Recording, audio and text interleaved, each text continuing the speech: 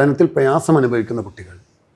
ആ പ്രയാസം അനുഭവിക്കുന്ന കുട്ടികളെ കൈപിടിച്ചെഴുത്തുക എന്നത് എൻ്റെ ഒരു പാഷനാണ്.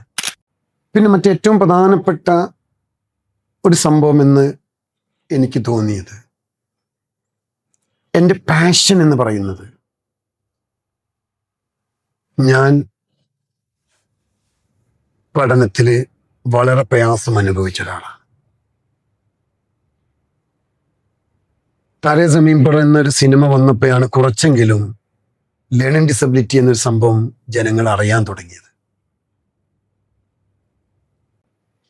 എനിക്ക് ലേണിംഗ് ഡിസബിലിറ്റി ഉണ്ട്. എൻ്റെ എഴുത്ത് ഇപ്പോഴും മനസ്സിലാക്കാൻ കഴിയില്ല. അതുകൊണ്ട് ഈ പഠന വൈകല്യമുള്ള കുട്ടികൾ, അല്ലെങ്കിൽ പഠന വൈകല്യം മാത്രമല്ല, പഠനത്തിൽ പ്രയാസം അനുഭവിക്കുന്ന കുട്ടികൾ, പല കാരണങ്ങളും ഉണ്ടാവും. പല കാരണങ്ങളുണ്ടാവാം. ആ പ്രയാസം അനുഭവിക്കുന്ന കുട്ടികളെ കൈപിടിച്ചെഴുത്തുക എന്നത് എൻ്റെ ഒരു പാഷനാണ്. കാരണം ഞാൻ അനുഭവിച്ച വേദന എനിക്കറിയാം. എൻ്റെ കണ്ണിൽ നിന്ന് ഇപ്പോഴും കണ്ണീര് വരും ഞാനത് പറയുമ്പോൾ.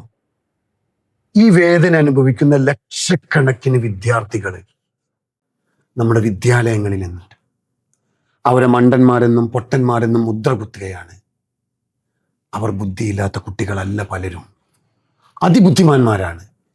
പക്ഷേ ആ ബുദ്ധിയും ആ ക്രിയാത്മകതയും സർഗാത്മകമായ മേഖലയിലേക്ക് വഴിതിരിച്ചുപെടാൻ ഇന്നത്തെ തലമുറ അധ്യാപക സമൂഹത്തിന് കഴിയാതെ പോകുന്നു എന്നുള്ളതാണ് വളരെ പ്രയാസകരമായ ഒരു യാഥാർത്ഥ്യം. അതിനെന്ത് പരിഹാരം എന്ന ചിന്തയിൽ നിന്നാണ് ഞാൻ ഡെവലപ്പ് ചെയ്തൊരു പദ്ധതി, സാധ്യം പഠനം ലളിതം.